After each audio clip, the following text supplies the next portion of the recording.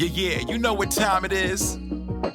It's time for the Geekenders podcast. MegaRan, Jesse and Dodger, what up? Let's go. Yo, it's the weekend. Yeah, it's time to geek out. Let it begin. Go on, stream and shout. It's Jesse and Dodger, so give them a follow and see what the Geekenders are all about. Yo, it's the weekend.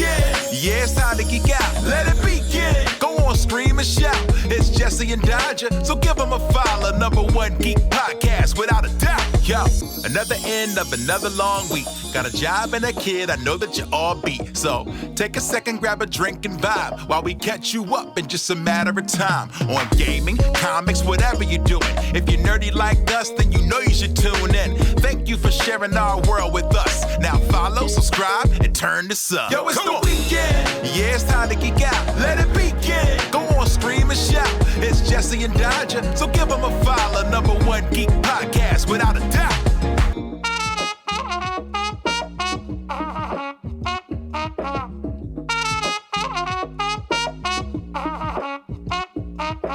Hello, everybody, and welcome to Geekenders. Let me get rid of this thing. There we go. Hello. We've got Jessup in the United Kingdom. Hello. We got Dodger in the United Kingdom, as always. And we've got our fantastic guest, maybe the first guest to have ever come with like a prepared list of beefs and topics to start us off. I'm very excited. Welcome, Amy. Hi, I'm Amy, or Amazonian. It'll say both on a lot of things. And yes, I did. I have 2 sticky notes with some mundane beef to start, because I heard that the Geekenders need to start some beef. And I'm here to just infuse some drama into your lives. Oh my gosh. I'm so excited. Thank you. It's about time someone cared enough to come prepared for beefs. Yes, and you know what? I'm going to run one by you both right now, at the start. Oh my God. How do you feel about McDonald's coffee? Because I think that it is the cheapest, most drinkable coffee that you're going to get when you are in a random place. And I'm a coffee snob. I'm drinking that McDonald's coffee if it's there. 100%. I am exactly the same. I was told, so when we were starting to do our roast for Dodger Coffee, we talked about McDonald's coffee because they, I guess, specifically did a bunch of taste tests to try and find a roast that would be palatable to the most people, to make sure that the most people would enjoy it even a little bit, which I found very interesting. Hey, so we can't have a beef because we both agree. Dang it. You know what? I'm going to take this up another level. Okay. F McDonald's. That's what I say.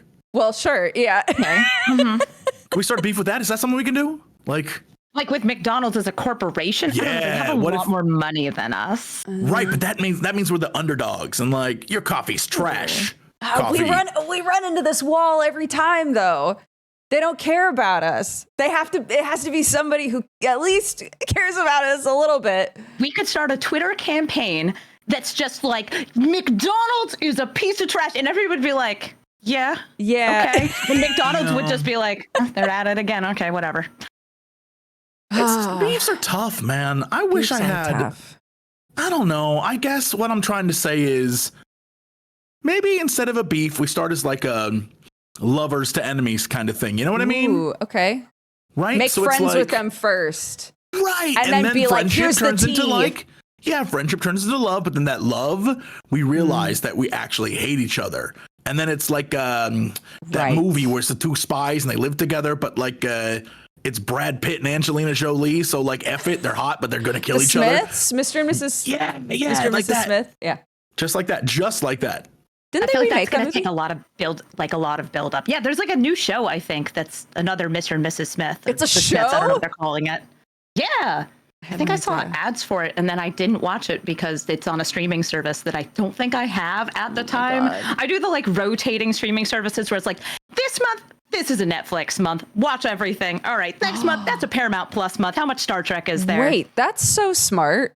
I should start doing that, because every time something comes out, I'm like, well, I guess I have to keep this. But you're right. That's such a good way to do it. Just rotate, because I just refuse to get like Apple TV or Peacock or any of those. So I just don't watch any of that.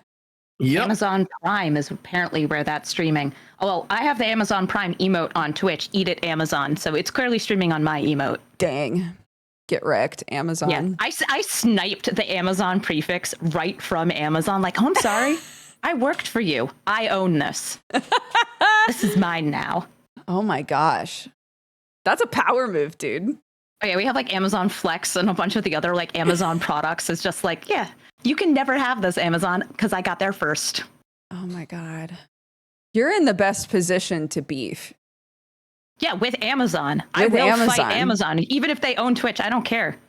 I'll get in so many fights with them. Like Bezos is sitting in a weird little chair somewhere being like, what do we got to do to get this prefix?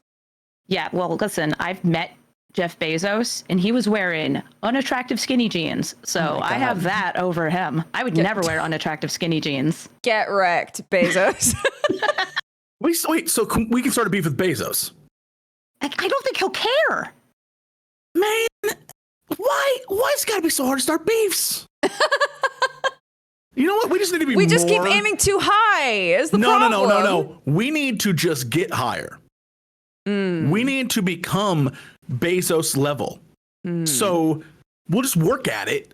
And then we'll hit him with like nice skinny jeans. Right. Idiot. How hard can it be to be a billionaire? He'll be so embarrassed about his skinny jeans. He's going to run away crying. He's going to be like, I thought I was going to get sloppy kisses from Jesse. And now all I get are Everyone disses. gets a sloppy kiss when they meet Jesse. No sloppy kiss, only sloppy diss. That's how we do. Oh my God. I'm going to get that man. Yeah. Someone clip this, send it to Bezos. One of you has got to know him. Jeff Bezos will probably be like, send the kill squad. You never hear from me again. That's it. So I know I think it's his nephew is on Twitch because I once got like randomly gifted a sub to his channel and all he does is do like Microsoft flight sims all day. And I was just amazing. Like, how did you find my name? It's like, I don't know, it showed up when we typed in Amazon. Like, what is happening here? This is a cool flight sim though. I like what you have going on. What is this? Is this Utah? Utah looks pretty cool from up here.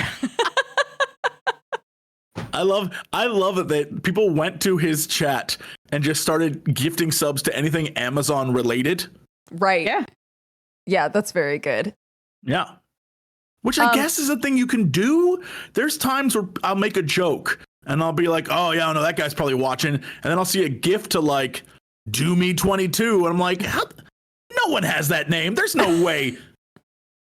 I don't know.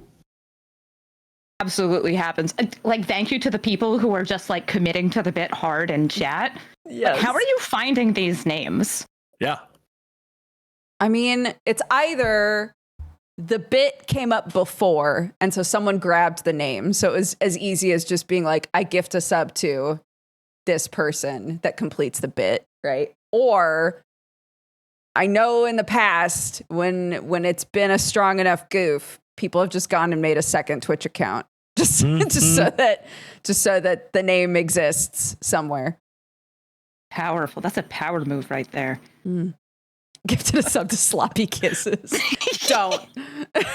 Please. No, do it. Sloppy kisses has got to be a name on Twitch, right? Like someone has that name. Someone for sure has that name. Now, sloppy disses, that's a better name. Sloppy disses would also be very good. Yeah. And if they stream together in some sort of co-op thing, I'm gifting both of them subs. If that's a thing that's real. Yeah. They need to meet each other. Right. They're married. Oh, they're married and they have kids. What are their kids' names? Where's the fan art? Their kids' names? Well, you know, like Kyle, Steven, Angelica. Of course. I like how these children were born in the mid-90s based on their names. Right, yeah. They've been together a long time. Oh, it's a very stable relationship. I know. Yeah, they're my loving. Goodness. They're loving a loving Their kids couple. are all adults now, dude. Yeah. Her name is Esther. His name is Frank. They love each other love very the name much. Esther. It needs to come back in a rotation. Yeah, Frank and Esther. Kester. Not to throw us back into the Stone Age of the beginning of the show, but we have been getting some feedback that we're very bad at actually introducing guests properly. Should I say what I am and what I do or whatever? Could you, let everybody know, who are you? What do you do? What are you all about? Because everybody's looking at your background going, yo, what's up with all that back there? Who is this person? A lot of dragons and stuff. I have a dragon on my shirt. There's dragons behind me. I'm Amy, or Amy the Amazonian, and I play Magic the Gathering full-time on Twitch. So that's my thing, is I love Magic. Magic has a lot of dragons. But I'm also, I'd say, getting increasingly known for my deep love of Transformers, which is both unhealthy and insane and needs to stop. I mean, it depends on what kind of deep love you have and for which version of the Transformers. See, that's the problem, is I can't talk about this. This is not an 18+ show, right? I can't talk about this on this channel. What? Hold on. First off, what do we mean? To everyone who, we must stress this, to everyone who said we don't introduce guests well enough, the reason is because I'll hear something like this and it won't matter who the guest is. I'll need to know what kind of erotic robotic art you're into. And I must know, because frankly, at this point, it's all I care about. I don't need to see your AO3 matters very little to me. It's all about, I am curious. Yeah, like my AO3 bookmarks, they range from like, oh, this is a healthy, like hearty thing. It's an exploration of linguistics and culture, to, again, I can't say these words in this order on this channel. They're fine on their own, but I can't say them in that order. They have a lot of implications. No, I got introduced to Transformers by my friend through her weird erotic fan fiction. So like that's how I introduction to the fandom, like across the last 10 years. So I have a very skewed view of like, I'll go and watch a show and be like, oh, that's the guy that you like. The big robot guy you like. Oh, that's it's the robot Ratchet. guy you want to give a sloppy kiss to. Mm-hmm. I so desperately want to know what the verbiage around erotica for Transformers is, because I have to imagine it's like, his gears ground to a halt after seeing her curvy nature in the wild. Was she made that way, or did she craft it herself? So there's like actually a huge like weird like fandom linguistics to it. A lot of spikes and valves, if you want to know. Oh, interesting. And various types of interfacing. Oh yeah, you want it sticky, plug and play, spark? What's your flavor? Okay, got it. It was his exhaust, but he knew that day. Yep. Yeah. Never mind. Abandoning ship immediately. No, like, I can't get into this now. I'm realizing now that we're having this conversation that not specifically about erotica, but I sort of assume that most people got into Transformers when they were really young, but you're saying that you weren't into it at all until like 10 years ago. Like Transformers, the original series came out before I was born. I was born in 91, so just to date myself, that was like in the 80s. It had reruns while I was a young kid, but like my family wasn't watching that much. We had the VHS of the Transformers movie, but it was a Star Trek household. There was so much Star Trek always on the TV. It was like, yeah, we taped the Deep Space Nine. We're going to watch The Next Generation. And I'm just like, yay! And then I watched all of it again as an adult, and I'm like, this is awesome! I didn't get it as a kid. Yeah. I don't know how we got here, but I love every minute of this. I must stress. We need this to be potentially be the entire, from now on, all we talk about is like, welcome to the show. So what erotica inspired you to be interested in the topic that you really, really love? Because if you're not a freak about it, what's even the point? What's even the point? Right. What a quote. So true. Why even bother? Like deep philosophy. It's like, no, don't match my freak. Show me your freak. Exactly. Right. Yeah. Yes. Also, would sloppy kisses as a Transformer just be oil? Oral lubricant. Oh. What would that be? Is that like wiper fluid? Could Gosh, be. I don't know. I guess there's options there. Each individual artist be like, so what in your mind, like, what is this? What does this taste like? What's going on here? Is this Probably good, all bad, Sparky, wasteful? I would imagine. Some sort of like, yeah. Ooh, like WD-40, which, by the way, you were not supposed to ingest WD-40, but we've all got like a little spritz of it in our mouth at some point, right? Maybe not just me. I mean, maybe not. I don't think I I've did mechanical ever. engineering, so I've also had a lot more exposure to like oiling up gears than most people. Sure, that makes sense. Sure. I mean, I want, like, it's similar. I one time went to a Wendy's and got a spicy chicken sandwich, and I bit into the chicken sandwich, and it was just really, there was like a lot of juice in there. It like blasted me in the face. I feel like that's very similar. Similar. It was an oil-based blast. Not as toxic, but similar for sure. Right. I mean, it could have been. It was a Wendy's chicken sandwich. I've never had the Wendy's chicken sandwich. Is it Oh, the okay? spicy chicken sandwich, that's a winner. Everything else, meh, whatever. Spicy chicken sandwich, though, that's good stuff. They got rid of the spicy chicken nuggies for a while, and I was real mad. Do they have them back now? I don't know. You don't know. The closest Wendy's to me in LA is like way too far away. So when I see it, Wendy's. I'm like, yo, I'm going to that Wendy's. Other than that, it's not a feature of my life, sadly. Sorry, Wendy. Apparently, they're seasonal. The seasonal. Oh. Like the Why- McRib, I like them just like which the is a McRib. trash product from trash McDonald's being started. Yes. McDonald's, I'm okay with your coffee. I'm not okay with your McRib. Just get rid of it or keep it there forever. Stop making it into a limited time thing. Come on now. The only thing limited is my patience with your terrible deals. Yeah, wreck 'em. Damn. We'll get them. Yep. Speaking of seasonal things, I hope that this transition works. You guys, during pre-show, started to talk about, and we halted it, but you started to talk about there's seasonal magic cards right now, correct? Yeah, True. new set. New set Who Dis comes out in today. Comes out in today. It comes out today. Show, everybody, or pre-release day, I should say. It's the spooky, scary horror set. It's like a 1980s haunted house kind of shtick, but it is full of horror references to like Chucky and Saw and all of the other horror franchises. You got your Freddy Kruegers, you got your Jasons, you have all of them. I don't want a Chucky card, You dude. got your Freddy Kruegers. You got your Jasons. It's worse than that. There's literally like branded Chucky card that's being released as part of one of their like online special sales. And I Right. don't like Chucky. So for me, it's like, don't do this. They have a Ghostbusters. I like Ghostbusters. I don't like Chucky. Yeah, Chucky was nightmare fuel for me as a kid, and I don't know Whoa, why. wait. Is this like a I don't like Chucky because it's scary vibe, or I don't like Chucky because it's goofy vibe? Oh, I don't like Chucky just because it's like I found the movies to not be that well put together. So it's like I can't get into this.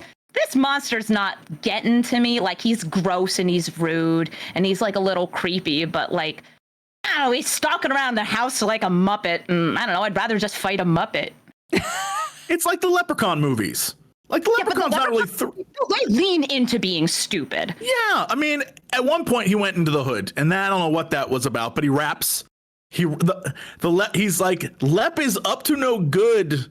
Something in the hood. I'm like, this is not.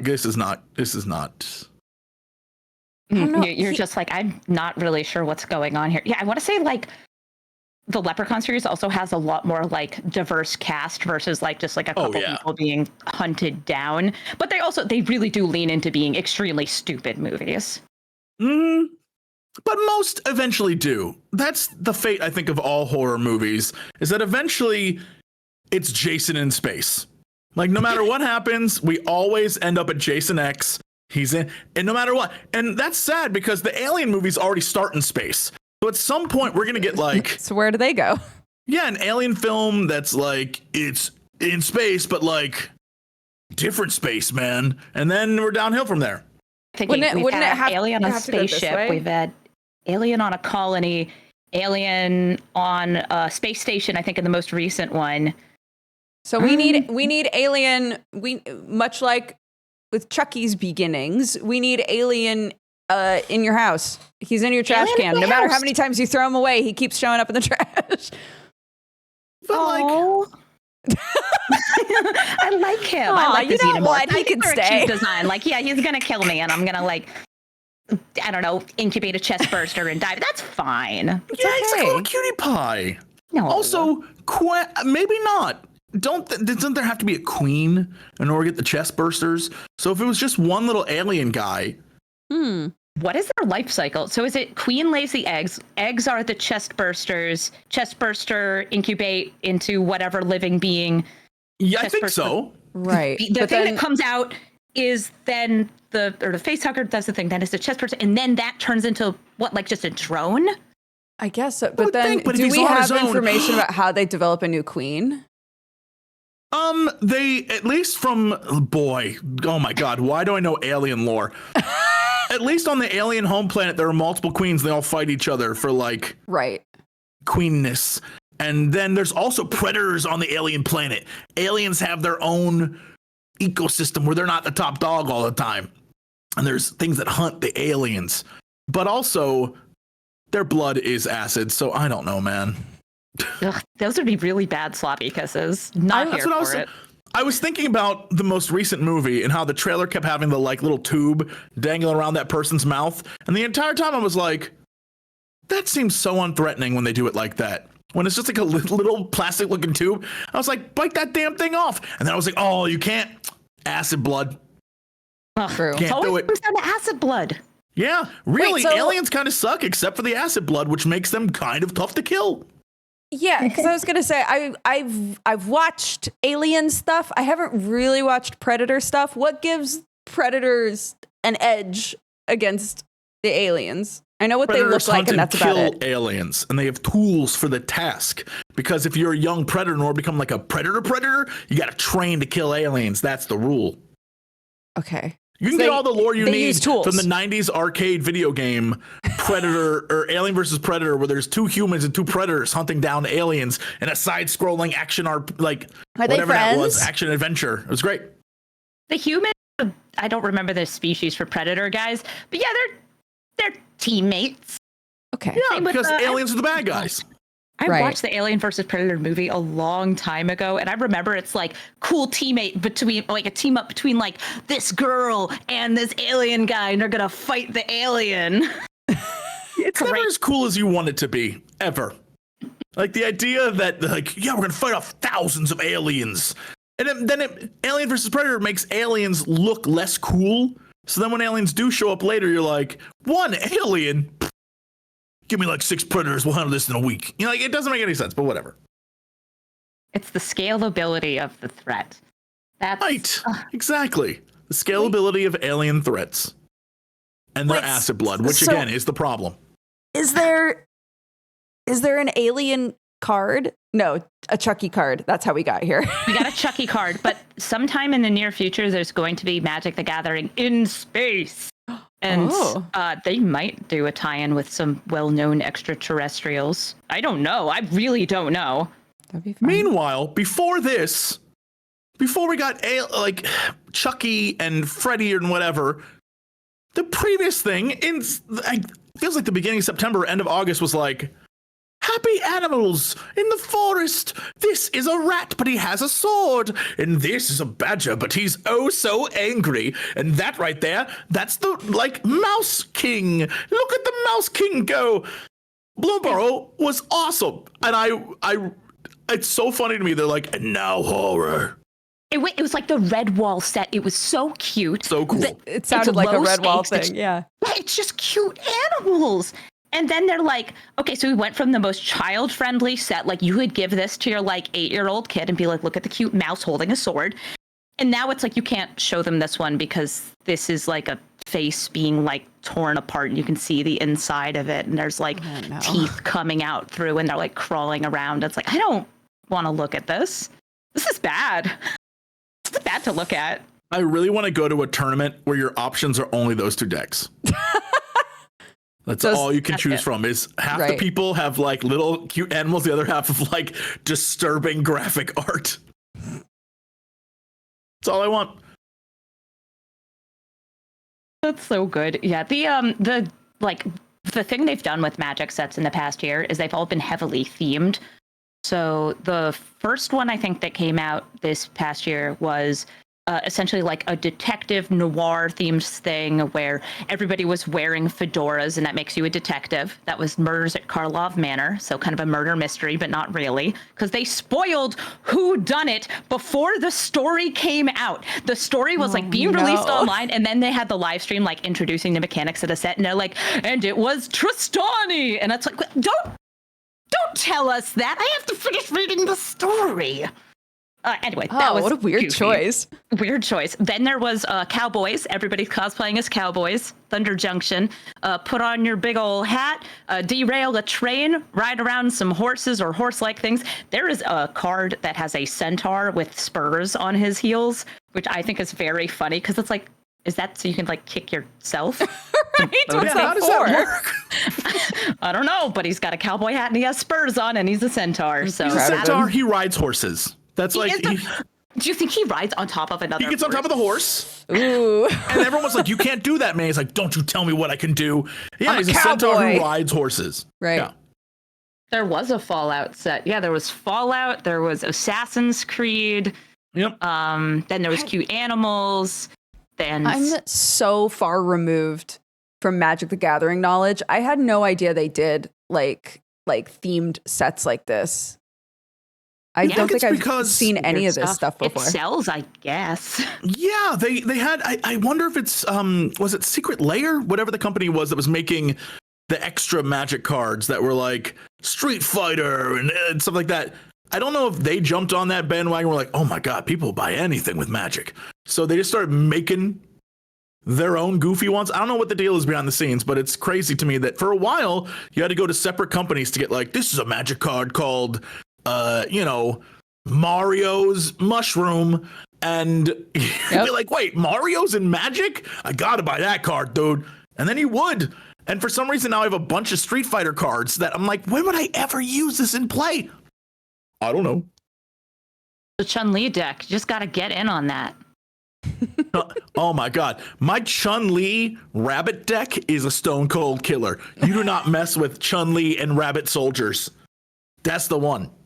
When my Chun-Li gets down, 15 rabbit soldiers immediately afterwards. People do not know. That's a blue-green deck right there. You do not know what's going on. Are you sending the rabbits to war? Are these like the cute Bloomburrow bunnies too? Yeah. Are you just murdering them?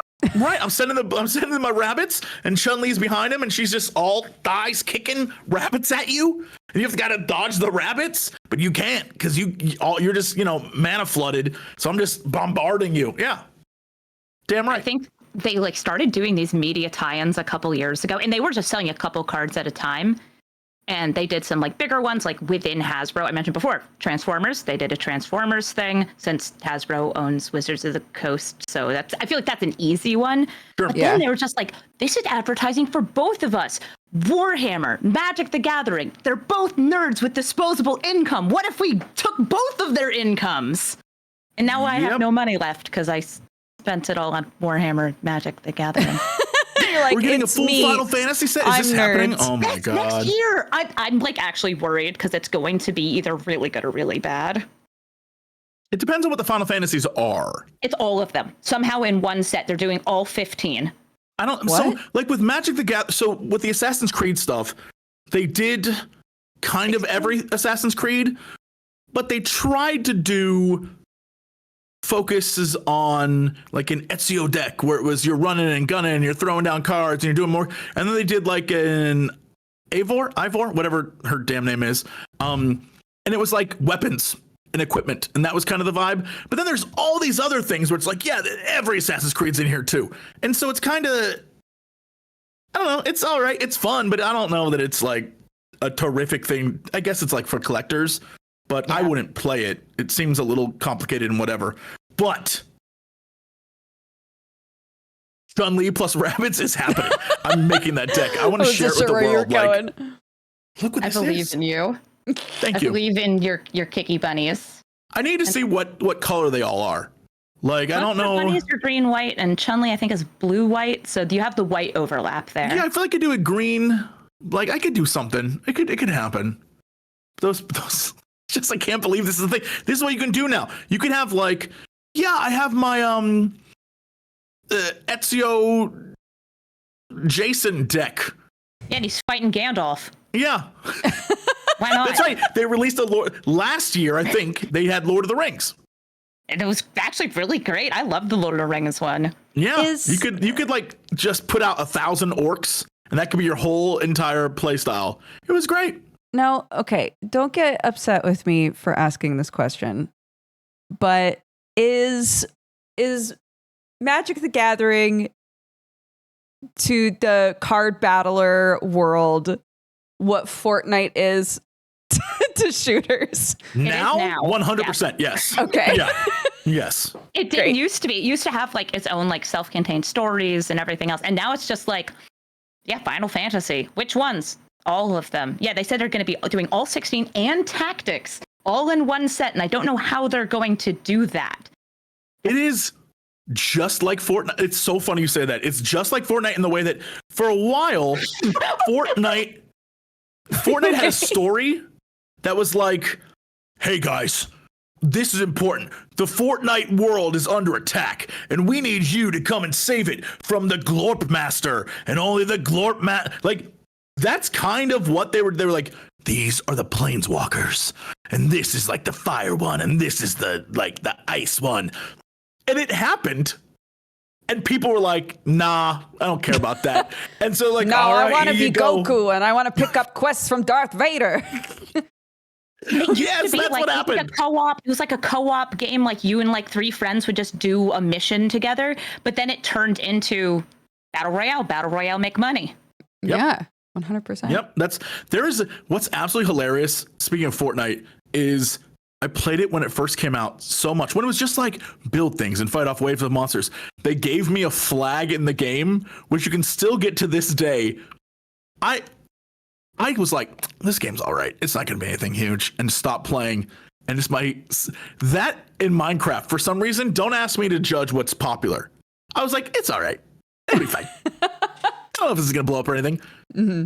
I could have been a Fortnite billionaire now. I wouldn't even have talked to you, Dodger. I would have been like too cool to hang out with anyone. Yeah. It'd be me and, the Rizzler. We'd be hanging out together. Sure. Yep. Me and that 13-year-old boy, we'd be best buds. You and the Rizzler. Look, you can't be 13 and be called the Rizzler. I don't like it. It's not fair. There's an adult out there who deserves to be called the Rizzler kid, and I don't like it. You didn't earn that. You're a child. You did There's nothing. There's a child out there who is hitting you with the Rizzy. No, you didn't hit anyone with the Riz. You've never had Riz. You're a baby boy. You're 13. To be fair, if you were walking down the street and you made eye contact with this child, you might get it. I don't know. If the kid whipped out a skateboard, did a kickflip, and ended in a dab, I might be like, oh my God! Holy shit, that's the Rizzler! Wait, but at the same time, it has to throw the basketball over the shoulder, make the hoop, and it's the hoop has to be 2 streets away. There's got to be something real impressive going on here. Here's the thing: when we're done here today, just Google the Rizzler and you tell me, do you think this child is flipping skateboards and dabbing and doing? I don't think that's happening, and I'm gonna say, kind of angry. There's an adult who will flip kicks and do things. This is a child. You haven't earned this. You were barely born. I refuse to accept it. The Rizzler. How dare you? How dare you? It makes me feel old is what this is getting down to. How dare you? That's baby what boy. This really is. A moment ago, Amy, you guffawed. What did you guffaw about? Somebody in chat mentioned that there are actually official Fortnite Magic the Gathering cards, because you can get the Battle Bus. So if you wanted to know, hey, is Magic the Fortnite of card games? Well, actually, Magic has Fortnite in its card game. Yeah. What? Oh man, that's crazy. Wait, yeah, you need to start a beef with the Rizzler. No. Everyone, no.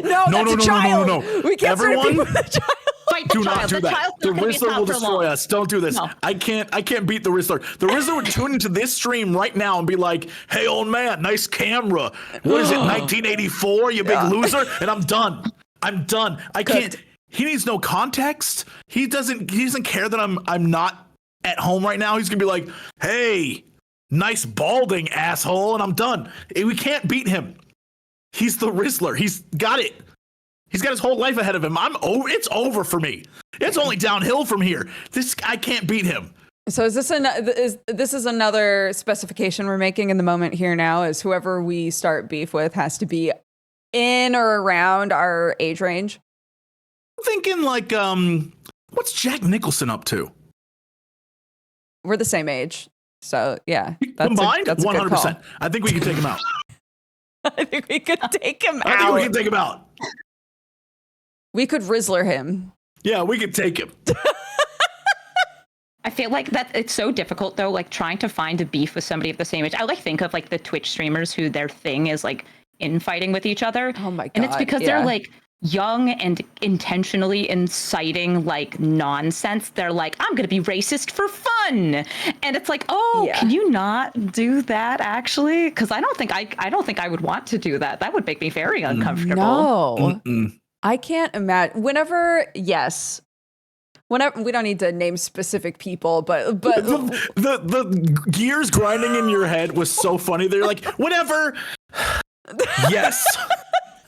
Yeah. Mm-hmm. Yeah. Whenever somebody gets interviewed or something and they're like, well, yeah, I just say that stuff because it like drums up interest or engagement or whatever. I'm like, I can't imagine.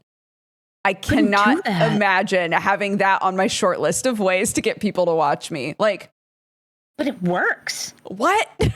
It works. And that's what's so horrible about it. It's just like these people are saying terrible things because they know it will get viewers. This is also like huge on YouTube. Like you make the like gotcha thumbnails of just like, is blank doing blank to blank? And it's like, no, but you just made your like $2,000 off a video. So good for you. Yep. Yeah. It almost seems like old man yells at cloud, but it definitely feels like every time I look at younger influencer culture, I'm just so disappointed. And I want to say it's that the ecosystem has changed, but I feel like it was the same. Attention seeking's always been a thing. I just don't know if it's like to the nth degree now, but I think the consumerism aspect going hand in hand with like current and newer creators, I think that is different from how it was a few years ago. Like, you know, people coming on and being like, guess what? You can have my cool YouTube version of Lunchables, you know, like that sort of stuff. Oh, save it for the news section. No, I gotta write that down. News. No, I gotta write it down now. All right. Logan Paul, Mr. Beast, Lunchables. Yep, it's happening. We're doing this. I wasn't gonna name names. I was just saying Lunchables. It's okay. I wrote it down in my note. Okay, great. It's okay. Done. Okay. So you're going to launch your own Lunchables knockoff, but yours will be better somehow, and that's how you're going to engage in beef. Ooh, here we go. Wouldn't have done Lunchables. Like, what is? It's already a bottom of the barrel product. It's just cheese and crackers and like maybe a cold shitty pizza. It's not ever great. So them being like, it's better than Lunchables. Like, yeah, dude, everything is. You do not buy Lunchables because they're good. Yeah, you buy them because you are a child and it is $2. Yeah, and it's fun to assemble. I don't know. There's a reason that there's so many videos out there now that are like, are you an adult that struggles to figure out what to eat? You should make an adult Lunchable. It's charcuterie? Yeah. Go to Trader Joe's, get yourself some brie and a salami, have fun, kids. Yeah, just throw some cheese, some crackers, some salam in there. They make adult versions of that too. You can just go to the Trader Joe's and it's already pre-packaged in the thing. And it's like, yeah, I got them crackers and some meats and some cheeses. You're good. Hillshire Farms has them too. I don't know, man. Just Lunchables? That's what you went for? I guess because their audiences skew younger. We can't do this. We're already in the news section. I guess it's because their audiences skew younger. I get it. I'm not gonna whatever. I just think you have all this money and all these resources, and you went with Lunchables. Cool. Like, doesn't affect me. I'm not going to buy them or eat them or drink Prime. I think part of the blowback, aside from just what it is, but I think part of the blowback is also that up to this point, it feels like Mr. Beast and them would, you know, when they started doing the what Mr. Beast burgers and all that sort of stuff, he'd figure out how to spin it so that it was like, no, but this is good, actually. It's really good, actually. It's good for the people making it, and it's good for the people buying it. It's really good. It's a really good thing. And everybody's starting to look at these like products that are getting pooped out by everybody and going, are they good though? I don't know that I believe you. I mean, aside from all of the shit going on with Mr. Beast anyway, but you know. Is the product itself in a vacuum without the endorsement of some sort of e-celebrity, is it an okay product? Is it worth the price point? Yeah, it's like, I don't know. So like Prime, that's the energy drink. Yes. Right?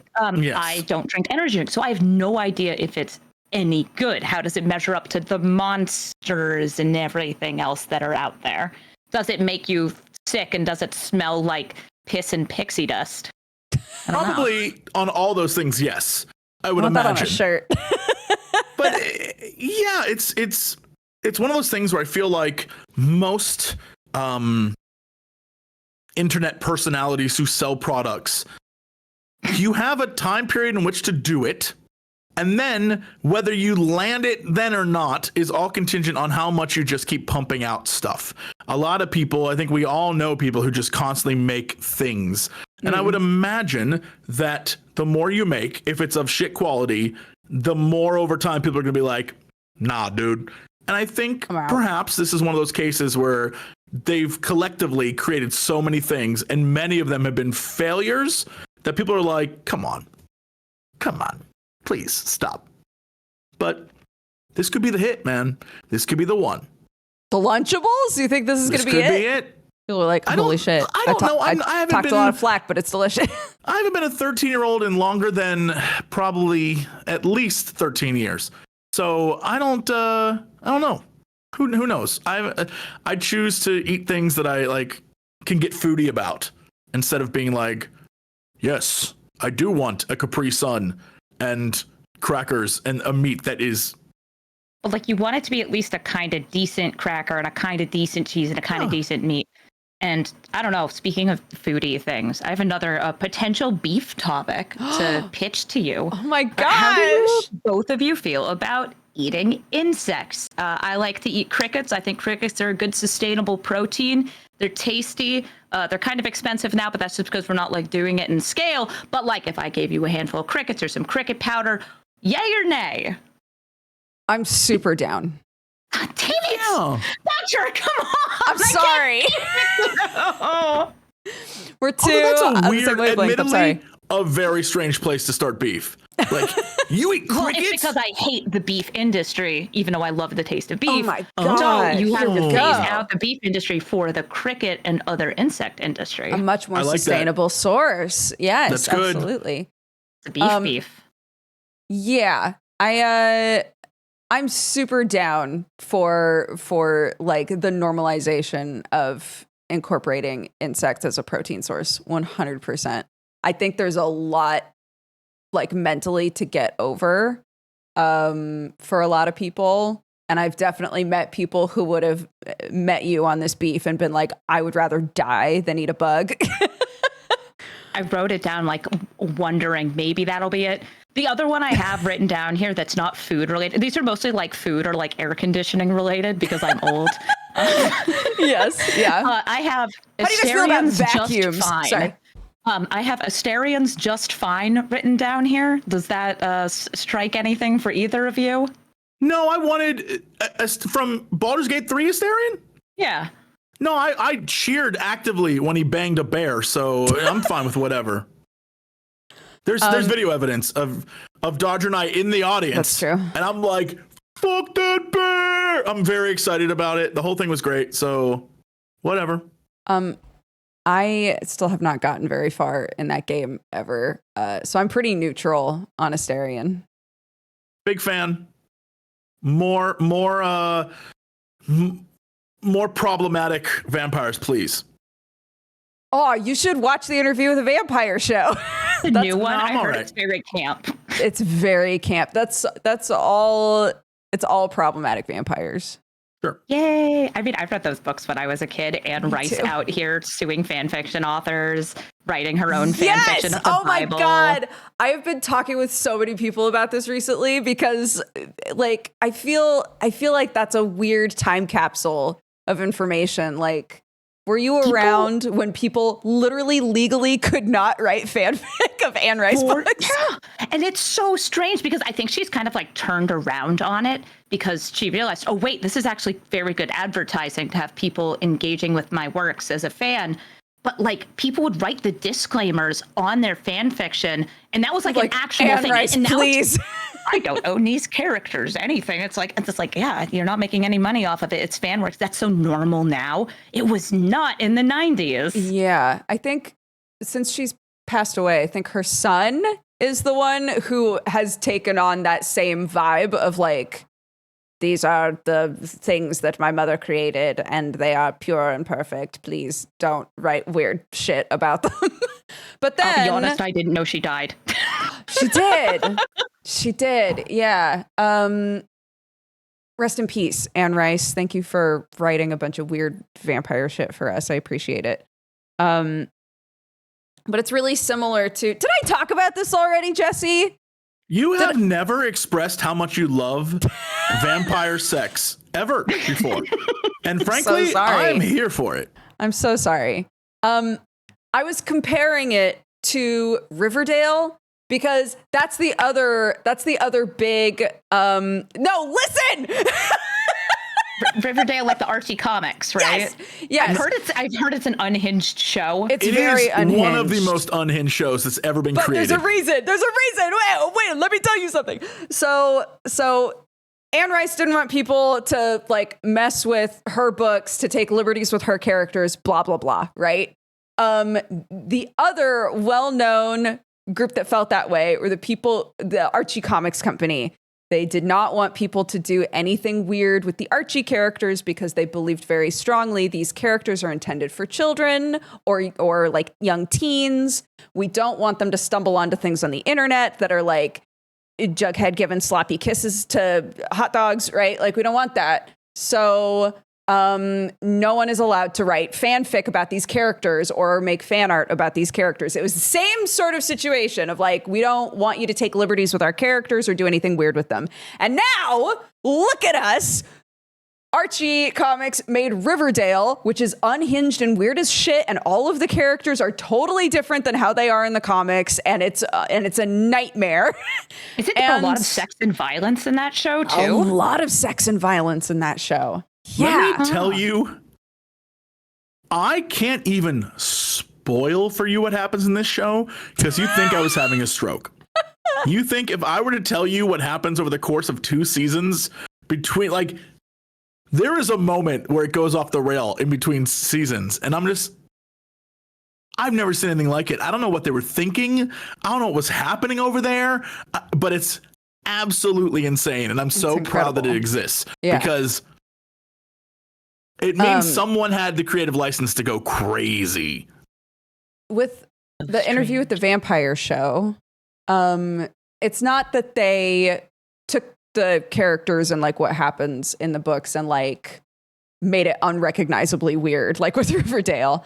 But they did take the story and change it in a way that I think was an improvement, 100%. But that I'm surprised was allowed to happen, I guess.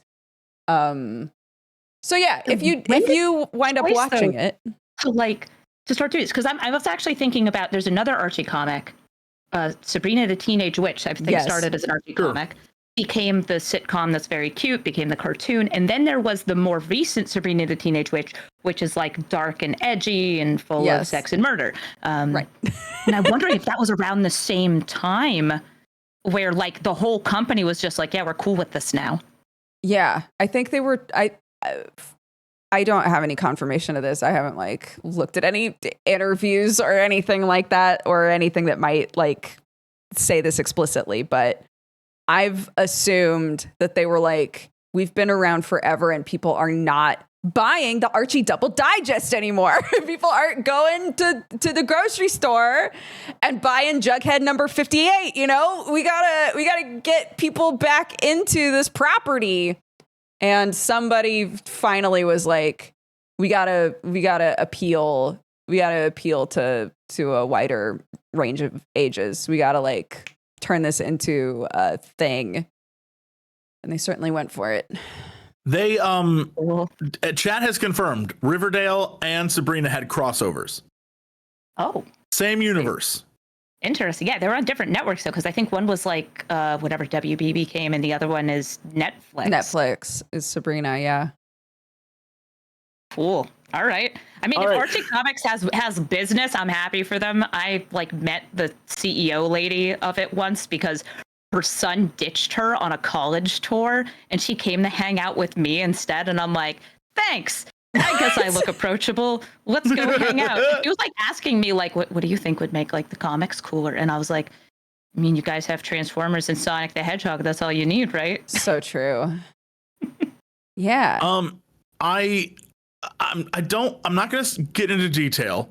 I'm just going to give you some.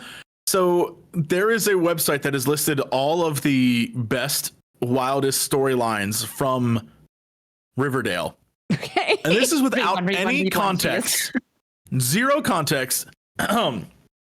Kevin's tickle videos. Archie bear fight. The Mothmen. Men. Mm.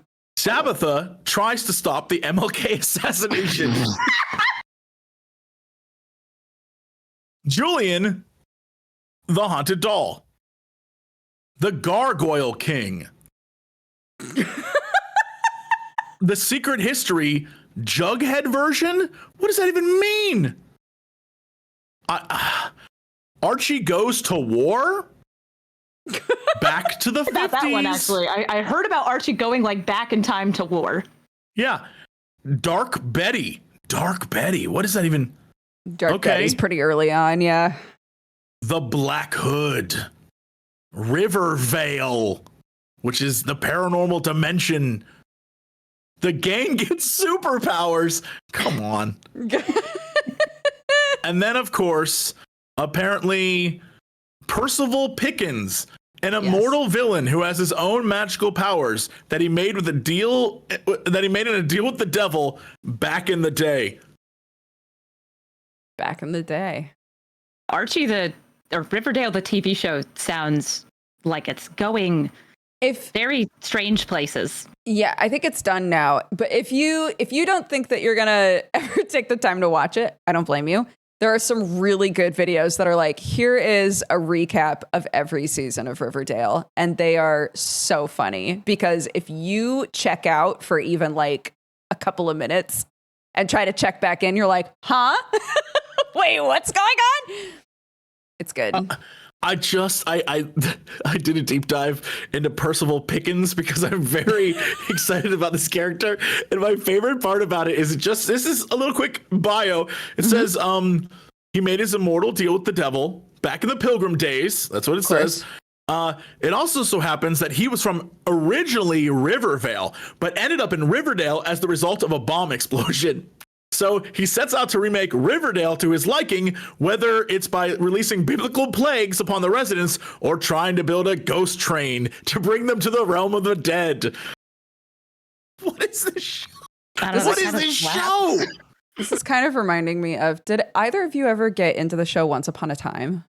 No. No, that was the like Disney villains and characters all mashed together. They try to be like, no, it's just all fairy tale character, but it's Disney. It's Disney characters, but yeah, they all exist in the same world and they're all interconnected in weird ways. And it's the same sort of thing where if somebody's like, oh my gosh, I have to tell you about this plot line that happens in Once Upon a Time, you lose it by like halfway through. You're like, I can't follow this anymore. Because what do you mean? What do you mean that Rumpelstiltskin is Peter Pan's son and shit? Like, what do you mean?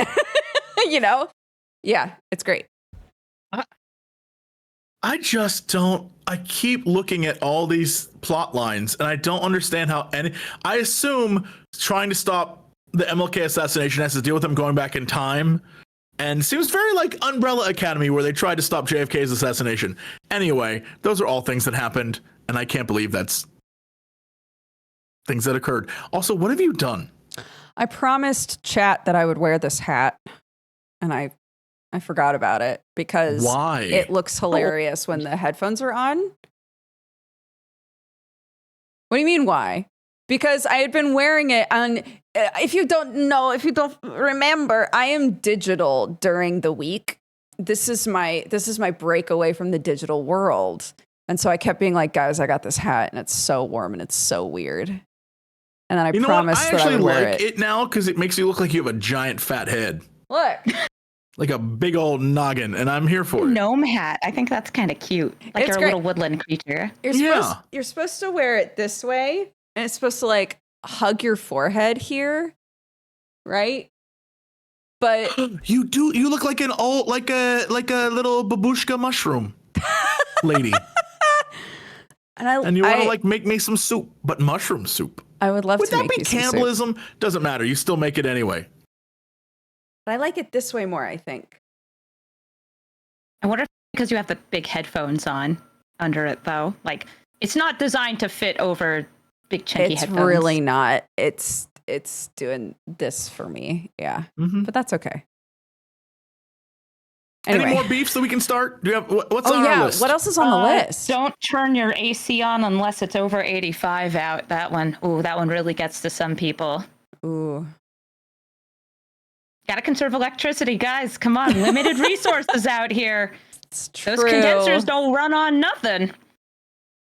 We don't have AC at all. Exactly. That it applies much less to the Europeans. This is an American thing for the most part, and also like there's a lot of legislation in European countries that are like, yeah, actually we do keep our AC at like 85. Just it's like stop the people from having a heat stroke, and that's it. Right. Yeah. I disagree, but not in a way that I want to make it the hill I die on. Like, I'm all right. Like, you can make whatever temperature you want and I'll live. But 80? What is your perfect temperature in your apartment? Oh, my perfect? If I could keep it 72 all the time, I'd be so happy. Oh, yeah. If I could do 72. Like, you don't... Listen, you got to sacrifice your comfort. It's for the planet, guys. you gotta lean into it. What's this planet ever done for me? Made apples. You like apples? Oh, like most of Mountain Dew, man-made. Doritos, man-made. Lunchables, man-made. That's all I eat. That's all I need. That's it. Apples, that's it. More like trashfuls. They're called crapples. Crapples. It's right there. Oh God. This is why we need you on the show. This is why you're here. Yeah. Thank you so much for inviting me. I love getting to try to start beef about types of apples. I have types of apples written down, but if you don't like apples, that's not going to work. Hold on. Envy apples are the best apples. There, done. What are envy apples? Oh, I love them. One of the super sweet sugar hybrid ones. I think they're like out of New Zealand or something like that. Yeah. No, I'm a Macintosh apple, a Granny Smith. They got to be a little sour. Nature made these the perfect level of sweetness. Why just screw with them? I know they are. Envy apples are some man-made hybrid monster created in a lab. Oh, they're so good. We typically, if we're gonna buy apples, we buy Pink Lady apples, which are pretty sweet. All of the apples that grow on our farm are so sour, insanely sour apples. Me over. I'll destroy those. Yes. Okay. I can give you some apples. You can look at the pigs and go, pigs. Pig. And I'll feel great. That'll be great for me. I love the idea of you just in their backyard with apple cores around you, just like. I'm sorry. I eat the apple cores, so there's not going to be any cores around me. Damn. I used to eat the apple cores when I was in high school, and it made me feel so cool. I don't do it anymore, though. I'm sorry. What was the last bit? It made me feel really cool. Why? Why did it make you feel cool? Did you never go through like a period of your life where you were like, if I do this weird thing, if I do this thing that most people don't do, I'll feel like there's something that sets me apart, you know? That was me with apple cores. Like, yeah, I'm eating a core. It's there. Like, that saves me a trip to the trash can. I also do a lot of foraging, so like, I will show up in random people's yards just eating their apples. And by foraging, I also do mean trespassing. They kind of go hand in hand. When you think about like youth rebellion, yeah, you think about like an emo phase, or like you start smoking cigarettes, or like maybe you go out and you stay out too late just to push your parents' boundaries. You were like, I ate the apple core. Rebel. That's true. I didn't really go through a rebellious stage. I think it would have been really good for me, but I didn't do it. Yeah, I didn't eat that. I didn't eat a lot of seeds as a kid because I definitely had the whole like, it'll grow in your stomach, and I was like, not happening to me. Oh no, you got like old wives' tale into the worst. Just like, I'm gonna have an apple tree growing in my tummy. Yeah, what is it that there's like a really negligent amount of in apples? Cyanide. Cyanide, that's what it is. People love to be like, don't eat that, you'll die. There's cyanide. You would have to eat like nothing but apple seeds and like chew them very thoroughly for the whole day. It's like 10 pounds of apple seeds. And then you'll get cyanide poisoning. But oh my God, think of your digestive tract. It would be terrible. Oh. No. Not doing that. No, I'm all right. I want me to risk the poisoning. Like that just. Like if you're gonna go out with to like intentionally cyanide poison yourself, don't do it like that. I'm sure they sell it concentrated. It's just a lot of work. It's too much work. Too much work. There's no arsenic in it. So there is sometimes arsenic. That's a heavy metal that shows up in just various like fruits, vegetables, leaves, especially if it was grown in soil that has that. It does stay in your system. It's tiny amounts, and that's just in like anything that was produced. It's like, it depends on where it was grown. Sometimes it'll be none, but like it's the same thing with lead. I mentioned foraging before. If I go foraging for Japanese knotweed, eat the invaders. I can't eat it in half the places around Boston because our lead levels are too high, and I don't want to give myself lead poisoning. That's interesting. I wouldn't have thought about that, but that's really interesting. It's mushroom season over here. Everybody's starting to look for mushrooms. Too. Yeah, we have our hen of the woods popping up right around now. It's always really nice. Oh, and honey mushrooms. I was out this weekend, and there were a lot of honey mushrooms.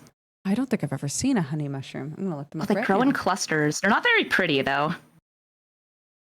Honey mushroom. They have such a sweet name. Oh, they do. I assume they're named honey mushrooms because of their color. Yeah, they're like a not kind of they're adorable. Yellow. I mean, they grow in clusters. That's cute. I had a mushroom and truffle mac and cheese last night. That was mushrooms. Am I right? Mushrooms. Oh, that's so fancy. But like it's mac and cheese, but you got the truffle on it. That makes it fancy, right? Right. And then it had mushroom stuff. It was great. Yeah. So that was mushrooms. They're delicious. Well, some of them are. Delicious or deadly. The Venn diagram. And sometimes there'll be like a little bit of both. There's a very fun forageable out here. It's I think part of the inky cap family. So we have like shaggy inky caps and things like that. And there's two of them that look essentially the same. And they're both edible, but one of them is always edible, and the other one will either hospitalize you or kill you if you've had alcohol 24 hours before or 24 hours after having it. So even if you have the safe one, you have to be like, well, bringing these home for dinner. Nobody have any alcohol. Please. You might die. That's wild. It's so weird. I guess there's some chemical reaction that like Some metabolizes it into a toxin. That's really interesting. While we're talking mushrooms. Yes. Where do the two of you stand on the mycelial network and mushrooms slowly taking over the planet and having emotions and feeling things and also being sentient. Where are we on that? Did you guys see the video of a mushroom controlling a robot? Yes. Oh, it's like sending little signals. Yeah, I think it's very interesting. Should we be worried about mushrooms? That we all die eventually and get consumed by the fungus unless you get embalmed. That's what I'm saying. Should we be worried about mushrooms? Because, like, they seem to have a plan. I think the plan is just kind of keep going. But no, I wish I could talk to the mycelium network. Like, let me like tap into that and be like, do you want to read my Transformers fan fiction? Yes or no? And they're like, I have no concept of any of this because I am mushroom. That's where you're wrong. Mushrooms, I'm pretty sure 80% of the internet. At this point, I'm convinced mushrooms run the internet. You think that like all that generative AI is actually just mushrooms? Mushrooms. Yep. Oh my God. Yep. That makes a lot of sense. When you go on those websites and you type in like Jesse Cox, but with mushroom head, that a mushroom made that. I was like, I know exactly what to do here. Please. You know that like classic kid experiment where it's like, do my flowers grow better if I talk to them and play them music, sort of thing.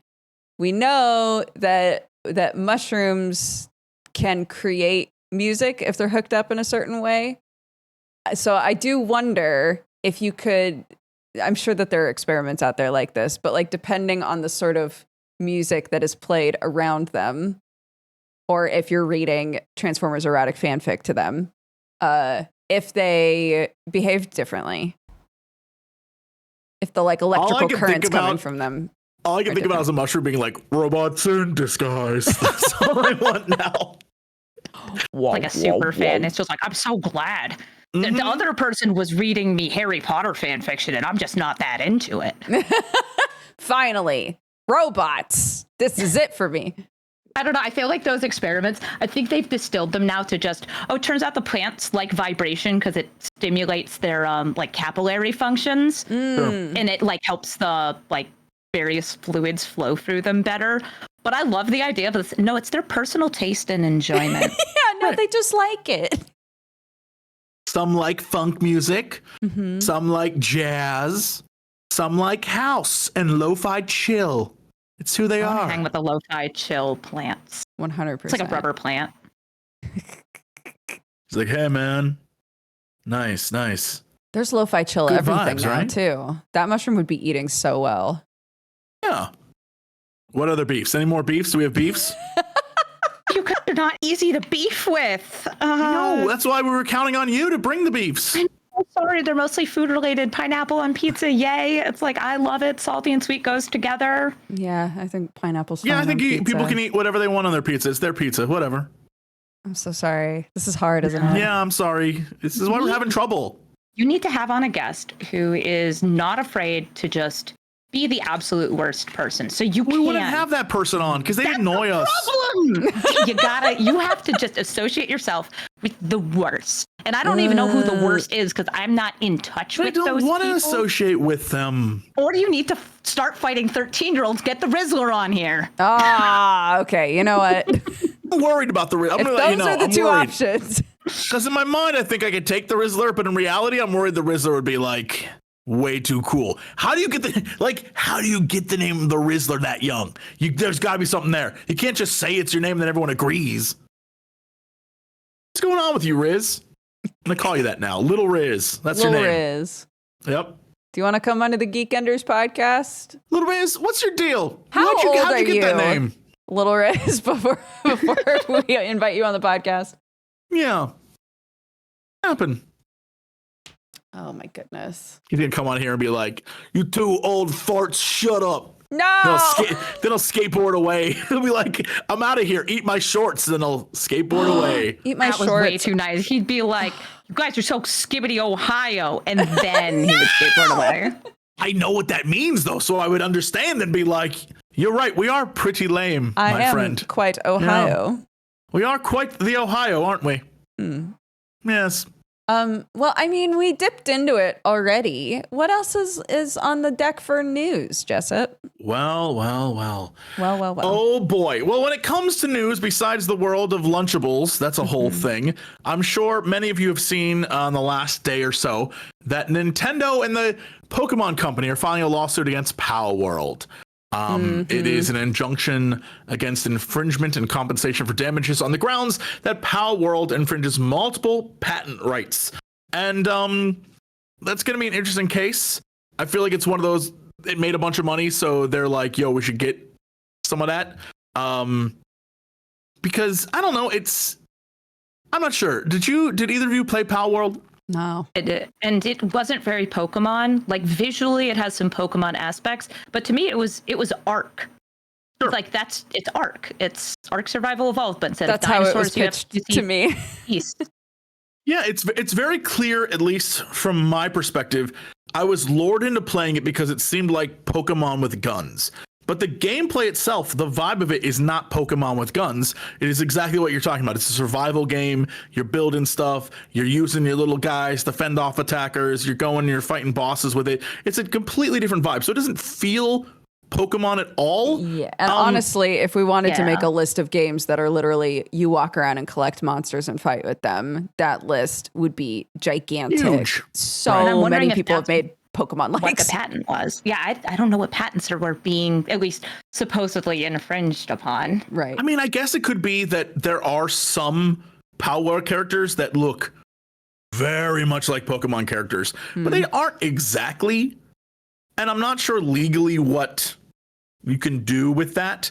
But I imagine even if Nintendo can't win, they'll throw resources to punish Power World for making the attempt, which will cost them both a ton of money. But Nintendo can make money hand over fist, and Pal World's only Pal World.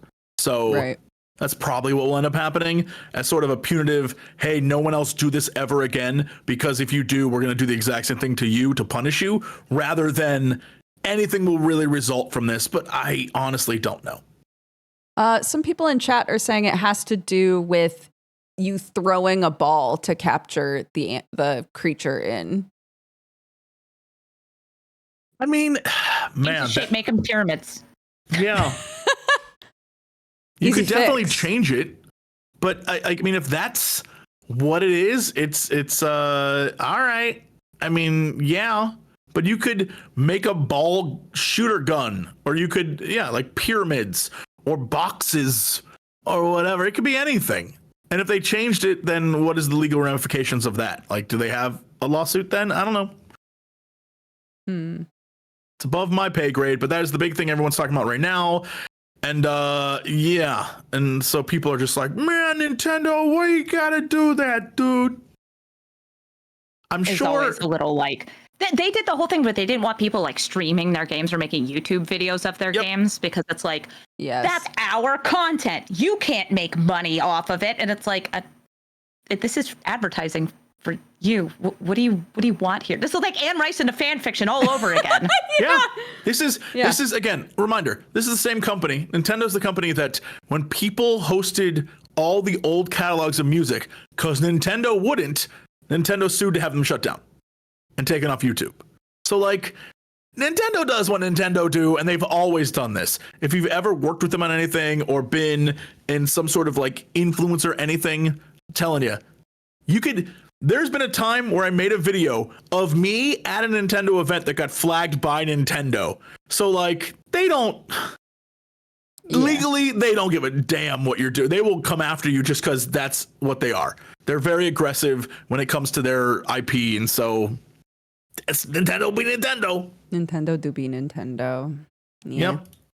Also, if you were curious, as we talked about kind of last week, but I'll say it again. Transformers comes out today. Transformers 1 is out today. Got some pretty good reviews apparently, and it's animated. They're on Cybertron, and like a month ago. By the way, it turns out you can be like a real Transformers pervert and still get invited to early screenings. It's very cute. I think that appeals more to kids than adults, but it is legions beyond the Michael Bay movies. So if you didn't like those, you might like this. It's a cute animated movie. Awesome. Yeah, I would imagine that very much like the animated versions of all the other Transformer shows that exist, it probably has that same vibe. And yes, they are leagues above any Michael Bay film that ever existed. They're just... I do not like those films at all. It breaks my heart because the potential is there. Never mind. Yeah.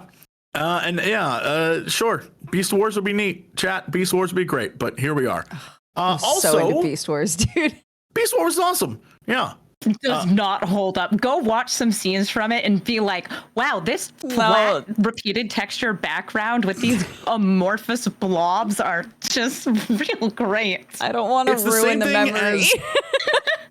Do you remember the show Reboot? It's the same company. Yes. Exact same vibe. Yeah. Yes. Where you watch it and you're like, brah, no, this is rough. Yeah. Early man CG. It was a treat. Also, of course, this week we got The Penguin out on HBO. I heard that's amazing. Very excited for that. But more importantly, that comes from the universe of The Batman. And The Batman, of course, Robert Pattinson. And that's because this week we got a new trailer for Robert Pattinson's movie that is freaking me out because I'm pretty sure it's the exact same plot as the game The Alters. And I just did a bunch of stuff for The Alters. So I'm like, okay. And so I'm really interested in it. But basically, Robert Pattinson is being cloned repeatedly for space exploration, and then he keeps dying, and they keep recloning him over and over and over and over again. I guess is the plot of the movie. I think it's called Mickey 17. Yeah, Mickey 17. And it is good. The trailer's very well cut together too. Yeah, and it seems funny too, which is I think pretty interesting.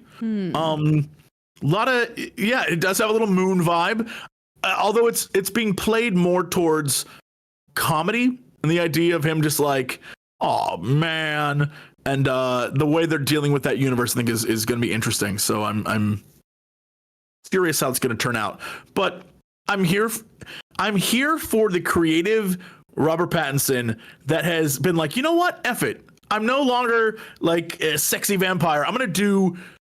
That man deserves lately to be a goofball. Lighthouse is one of my favorite. That movie is awesome. It's one of those things where that was the first time I got to see Robert Pattinson like actually get to act. It's like, oh my God, he is good at this. I'm so sorry your breakout thing was Twilight. You deserved so much better. Yes, absolutely. It feels like he got paid out for Twilight and was like, all right, I'm gonna spend the rest of my life just acting and doing fun stuff. And then every once in a while he shows up as Batman, but most of the time he's like in a movie you're like, what the hell is this? And it turns out to be amazing. Daniel Radcliffe's exactly the same. Daniel Radcliffe does some unhinged weird shit because he's like, guys, I made bank. I'm good. I'm just going to do stuff that's fun now. I am completely so here for that. Happy for him, though. And also, I think that he looks like he's going to do great work in this movie. And he's doing like a funny voice, too. Like he's got kind of like a weird guy voice. I'm a little wormy guy. He's just a little guy. Great. A big fan of that stuff. So I'm looking forward to that. And that was the big trailer that we got as well. And even though I haven't seen it, I know that Agatha All Along is out. Haven't seen that at all.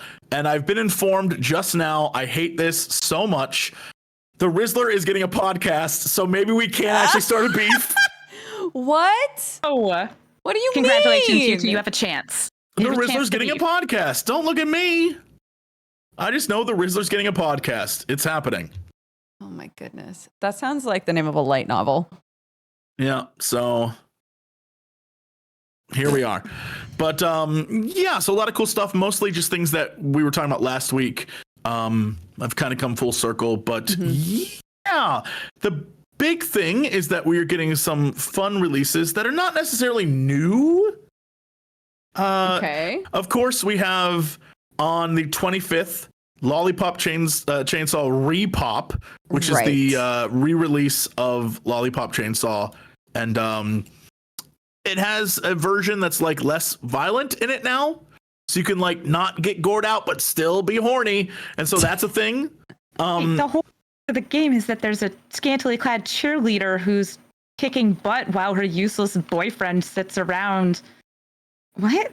Why would you kick out the violence? I don't know why. I'm very curious to see, but my favorite part is the collector's edition sold out almost immediately. And it's because it has a statue, which I was like, of course. But then I kept looking at the statue like, it's just gonna be like plastic crap. Like, really? It doesn't look like a good statue. We're all, sometimes y'all, we're a little too horny. And I want to let you know, $150 is not, just pick up the game. Just, I don't know. It has a very positive. I would imagine, yeah. The original game was great. I had a ton of fun playing the original back in like PS3 or whatever. So I have no doubt it's going to be fun to play and get positive reviews. Sometimes I think collector's editions are just like, guys, they're selling you trash and you're buying it. But whatever. It's hard because sometimes you don't know until it shows up, like the quality of it, you know? People like collectibles, even if they're not high quality sculptures or whatever else. And besides, I'm looking at it right now. It's probably got an upskirt, you know, like, as you said, this game is for perverts. Like, that's the appeal. It knows what it is. And honestly, I'm here for it. The problem that I have is the last collector's edition I got, and I shouldn't have, was for Dead Space. Everything that came in that Dead Space collector's edition was like the crappiest piece of plastic I've ever had. I was so disappointed. I was like, this is the remastered, you like redid the game, and so I'm heartbroken about all collector's editions. I will say sometimes they're awesome.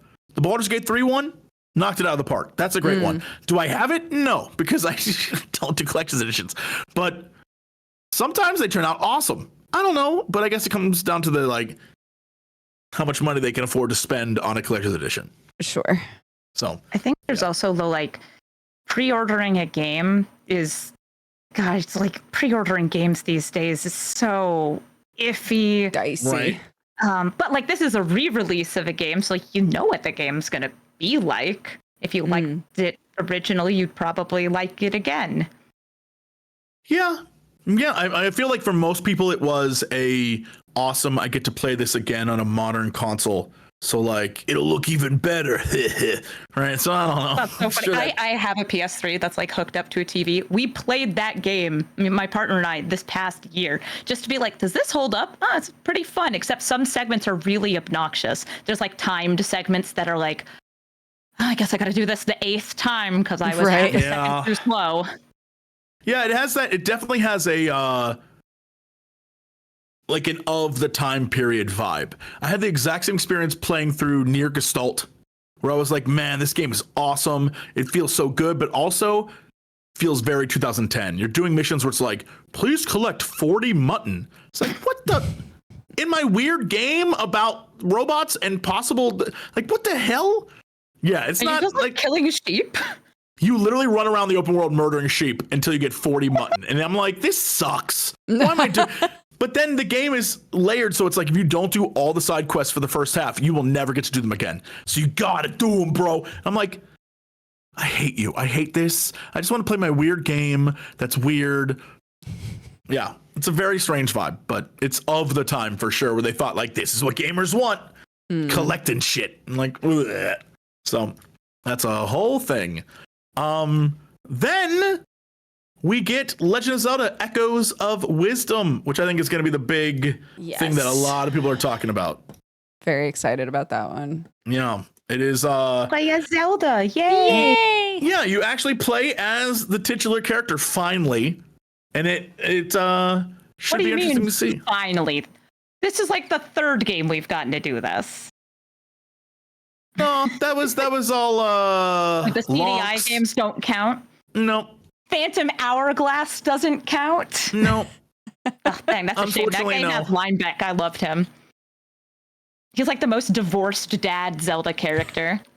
Yeah. The best thing about this is I'm glad they went back to the style of the Game Boy / Link to the Past vibe. Big fan of this. Very excited. Also mostly because the wand is kind of a fun mechanic instead of being instead of it just being like Legend of Zelda where you play as Link and they just replace Link with Zelda and you just stab things. They were like, here's a new mechanic. It's a puzzle game in a different way. Yeah. I'm curious to see how much of the puzzle will be infuriating and how much will be creative. You know, because sometimes you can do really fun things and sometimes it's like, move this exactly here. And if you don't, the block dissolves. And you have to do it again, asshole. And I'm hoping that to some degree it's forgiving from a selfish place, because my kid has just started getting into Zelda. And so I'm like, this is great. What perfect timing, much more simple than like Breath of the Wild and stuff. It's going to be a much more straightforward game, I think, aside from the puzzle mechanic of like, I absorbed this thing and now I can recreate it. Right. So I'm really curious how forgiving it is going to be when it comes to like maneuvering the puzzles and like understanding them and, Yep. And then over on PC, two things I'm very excited for that I cannot wait. Out now, very excited to play it, is Frostpunk 2. Loved Frostpunk 1. The idea of building a city in a post-apocalyptic snowy wasteland and keeping everyone alive. Except this time, of course, there is a whole system of like a Congress where you have to like sway people to vote for different things. So instead of you just kind of like, hey, I'm going to be in charge, there's a bunch of different groups and those groups have needs and wants. And so you have to sort of like kiss their butt to make things happen. Very excited for that. The first one was great. One of my biggest complaints is that so imagine you're in a post-apocalyptic world. And you have to keep your people alive through this inferno, this fire, this forge that's keeping people alive. All I wanted in the first one was to start a religion where when you died, instead of your options were bury them or like, I don't remember what it was, but it was something equally stupid. I was like, throw their body in the fire. Let their warmth keep us alive. Not an option. So I'm hoping that will be an option in this one because I complained a bunch to the devs. Like, it makes no sense. Why can't we just do that?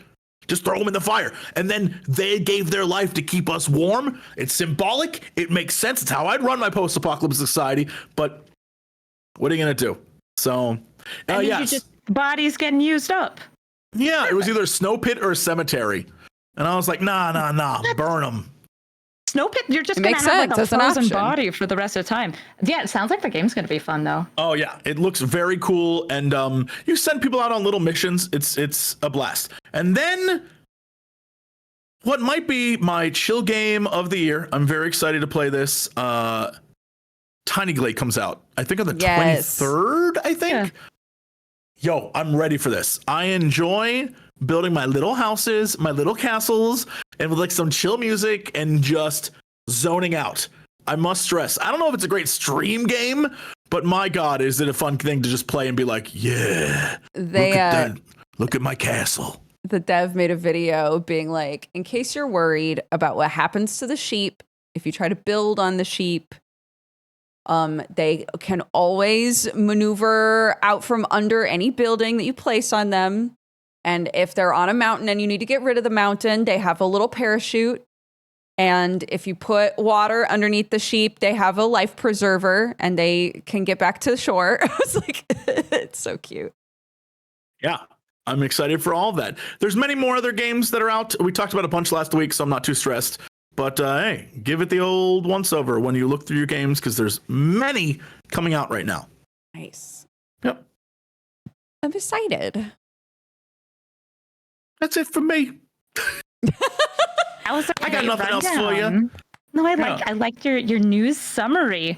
You've got so many good ones. I am really excited for the new Zelda game, in part because this is the second game they're doing in this like very cutesy, bubbly style. So fingers crossed that the game strikes the right balance of being difficult enough to be engaging, but also like friendly enough that kids can play it. Or like, even if they're not that good at it, still like get to play around in the game without getting frustrated. It's hard to find the right balance though. Yes, right. That's the thing from my perspective as well, is like if it's accessible enough my kid will just do the exact same shit over and over and over again. Like she doesn't necessarily crave progression yet.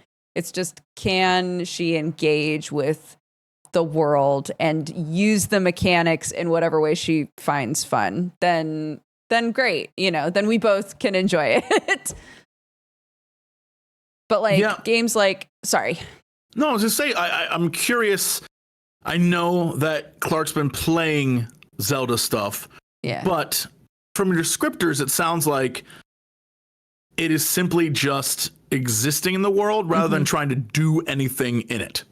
So I think this is why I think Animal Crossing is like a really good first sort of RPG-ish game for little kids, because it gave her the concept of, you have a checklist of things that you need to do in order to have this new thing or see this new thing happen, right? Sure. So she'd play Animal Crossing and have a nice time, but then she'd be like, wait, how did you get that building? And I'd be like, I did the things that the game's telling you to do, And so she's starting to bring that idea into other games that she's played now. Like, wait, if I want to get to that place, what do I have to do to get there? But yeah, with Zelda, it's mostly been like, I'm Link and I run around and I have a glider, and sometimes I can jump off stuff and use a glider. The second something attacks her, freaks out. So we haven't gotten there yet. We tried Cat Quest.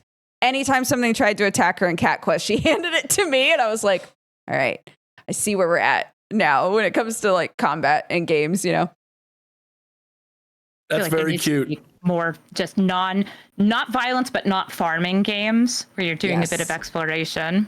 Yeah, there are goals, but not like combat goals. Yeah.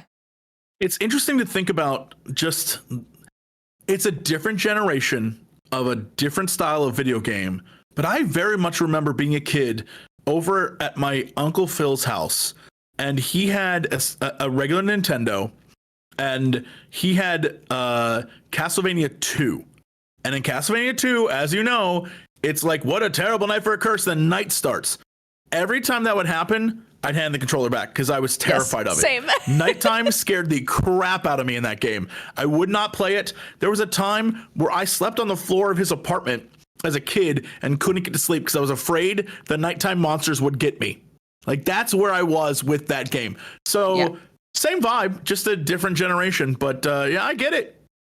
That was me in Ocarina of Time, because it came out when I was like 6.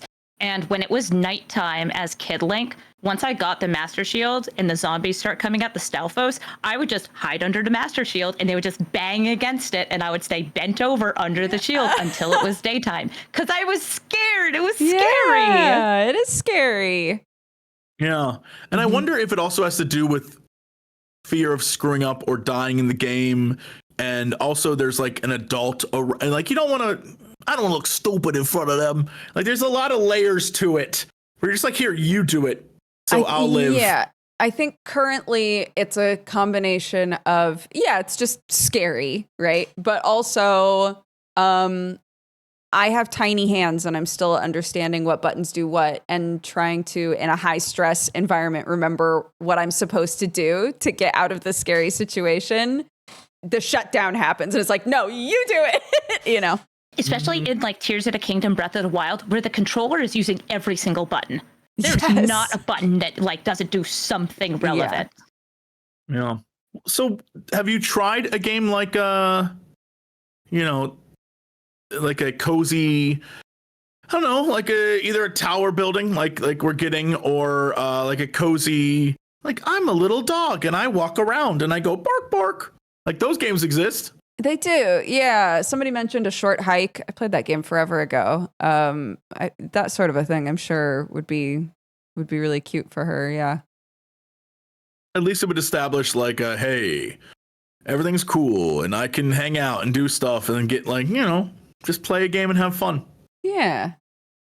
They mentioned like the turn-based Pokemon games too. Yeah, I think that's like a very great starting point, because there's no timer. There's only 4 options, so you can't have like decision paralysis too bad. That's true. turn-based stuff, honestly, now that you say that, is like really good for little kids, I think. Mm-hmm. Yeah, but then they'll become turn-based gamers, and then they're lost to all other games. Then they're done. You try to get them to play an FPS, they're gonna be terrible at it. It's all gonna be bad. Fighting games, never happening. You're right. You got to get her on Unreal Tournament. Got to get her in Doom, Quake, whatever's coming out these days. Just start with the Hyperborn and move down from there. Okay, yeah. I'll download StarCraft right away, guys. top level play. Drop her right into online play immediately. Okay, all right, you're gonna need to Zerg Swarm, honey. Zerg Swarm. Build. No, it's all farm-based here. You have to have the resources, so you're gonna need to get another base going and harvest those crystals, sweetie. No, sweetie.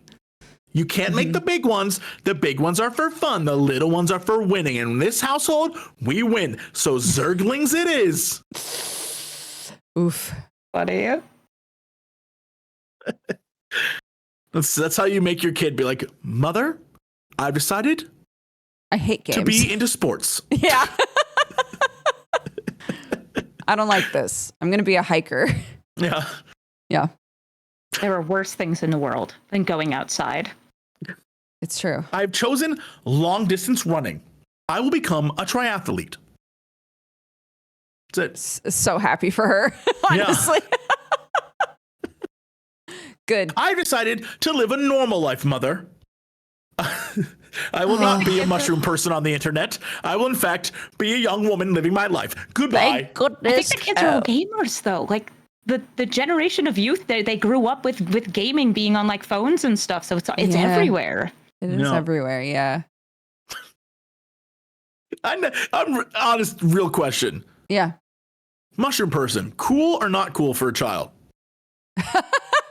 And how long do you think this will last? Me being a mushroom person? How long will that last? The opinion of you as a mushroom person. Oh, well, there isn't a bias. She's not coming at it from an unbiased place because she sees the mushroom person and knows the mushroom person is me. Right. And she still is at an age where I'm one of her best friends in the whole wide world, and she thinks that I'm pretty cool. That's cool. So I don't know how long that'll last. But currently, she likes the mushroom person because I feel like it's a good indicator of when exactly you know, like, oh boy, my kid's aging up. Because then you would know when she's like, Mom, can you not be the mushroom today? Then you know, oh no, it's going to be a rough couple of years. Yeah. I don't know. All I know is that my kid every couple of days goes, when are you going to do a Minecraft stream? So I think we're a ways off from that, but what do I know? When are you going to do a Minecraft stream? Yeah, when are you doing a Minecraft stream? You should do a Minecraft stream. You should start your own server. I did do one on a server with some friendos not that long ago.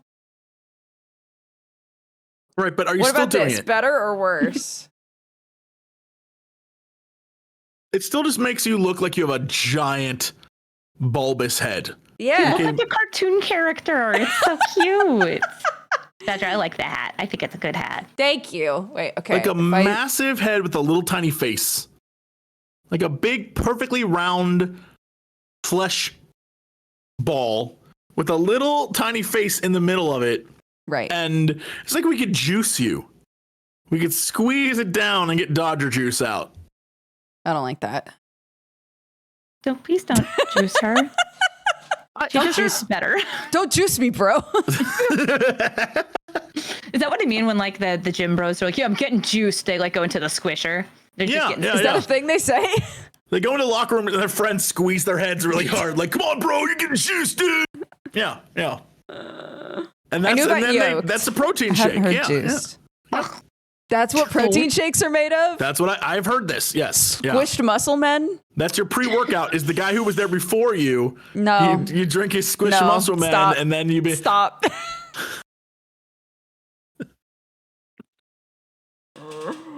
Yuck. That's yucky. Oh, God. Is that are we can we We're evacuate from this terrible discussion and run away? All right. Yes. Gang. It's been real. Amy, if you were going to give homework to chat, if you were going to suggest a game, movie, comic, book, whatever you'd like, that you think that they should take the time to watch, read, experience, what would it be? Go with my number one favorite game of all time. It's a little old, but Portal 2. It's the game you should play. It will expand your horizons, help you think in 3D space, and you get negged by a woman the entire game. So true. And you love every minute of it. You love it. You're just like, oh, she's a potato now, and I'm still really into it. Please keep making fun of me and calling me an orphan while I do your puzzles. Yes, Portal 2 is old. That game is like over a decade old at this point. Yeah. Yeah, when did it come out? Portal 2. Portal 1 You got a is lot of also people to great. realize that they've aged. Your suggestion by saying it's old, people are like, no, it's not. Came out in 2011, gang.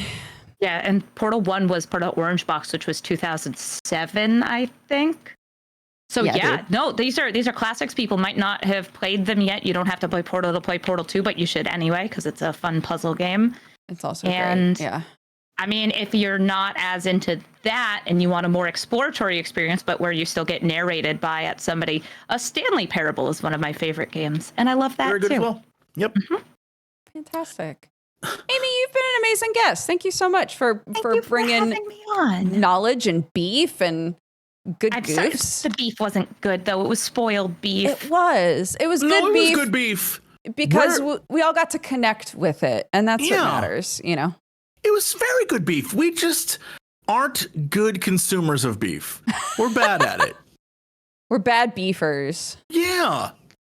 I believe, though, you're going to go through some incredible guests. You're going to meet some wonderful people, and one of them is going to be the perfect person to have a mundane beef with. Not one that's making the news networks call you up, say what's going on here, but just something worth arguing over. Are you breaking up with us? Because that's what this sounds like. I'm sorry, One I of these can't be your beef. One day you'll find the person who's right for you. I'm pretty sure I've heard this discussion before. No, it's not that you guys are bad beefers. It's that I'm a bad beefer. Yeah, it's not the beef. It's me. I can't.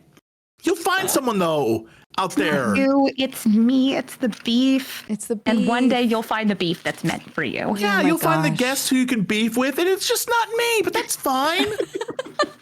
There's someone out there for everyone. Don't worry about me. I'll be okay. You know what? I bet the next time a major MMO comes out, whenever the Riot MMO comes out, that will be the perfect time to start causing beef. You know it might what? be a decade out. That's though, so true. It might take a while for us to get there, but one day, I believe. Yeah, look, beef doesn't always come when you look for it. Sometimes when you're not looking for beef, it falls right in your lap. So true. Waterhouse, are you walking around? A very unsanitary one, actually. It was condemned. Unfortunately, yeah. It was condemned. Oh my goodness. Thank you so much for having me on and let me talk about video games and movies and mushrooms and whatever else. It's been great. We meandered in just the right way. Would you like to tell everybody once again where they can find you, who you are, what you're up to in the coming week? Yeah, of course. Twitch.tv/Amazonian's my main channel. I play a lot of Magic the Gathering, I mentioned before. And the new Magic set, Duskmorn, does come out in the digital client on next Tuesday. Let me check what date that is. Today is the 20th. That is the 24th. And on the 25th, I think I'm actually on the front page of Twitch, so you might see me there. Oh my goodness. Just showing off the new set and being like, ask me about horror references. I don't know them, but I consulted with my friend Jacob, who is very into horror media, so I have them down pat. I now know about Done your Piranha research. Fly. I did research. I know what Piranha Fly is. I don't, so I'm going to have to tune in and find out. It's apparently an old movie that has flying piranhas in them. Ooh, my God. Do they have killer tomatoes? Not in this one. No. A lot of clowns. Killer clowns, though. Not from outer space. All right. What about you, Jessup? Killer clowns? No killer clowns. I'm just in merry old England. I'm in London right now from my hotel room. I've been walking around this city. I realized that I don't walk nearly enough in the States. I saw your post of your pedometer. And I come here and suddenly I'm doing like 800% more walking. And I'm like, how's that possible? But that's what happens when you have a city you can walk in. It's crazy. Awesome. Yeah. And I'm just being stupid here to make sure an FMV game is finished and coming soon. Get ready, kids. It's going to be great. Hopefully we get to see each other. I'll have to I'm sure that we will. happens. Yeah. Yeah. As for me, I'm just same old over here. I'm a mushroom sometimes. I'm a flesh person sometimes, and I play a lot of games. I finally, after weeks of saying I'm gonna play Tactical Breach Wizards eventually, I'm playing it. I'm nearly done with it. It's incredibly funny. I've been having a blast with that, so we'll probably be finishing that up, and then moving on to something. We'll see. So that's it. Thank you all so much for watching. Again, if you're curious about where to find the VODs, they're always on youtube.com/Jessie Cox. We're on all of the podcasty stuff. We would love your eyeballs and earballs. So thank you for them as always. Have an amazing weekend. Take care of yourselves, and we'll see you next Friday. Okay, bye-bye. Bye. Bye. Yeah, you know what time it is. It's time for the Geekenders podcast. MegaRan, Jesse and Dodger, what up? Let's go. Yo, it's the weekend. Yeah, it's time to geek out. Let it begin. Go on, stream and shout. It's Jesse and Dodger, so give them a follow and see what the Geekenders are all about. Yo, it's the weekend.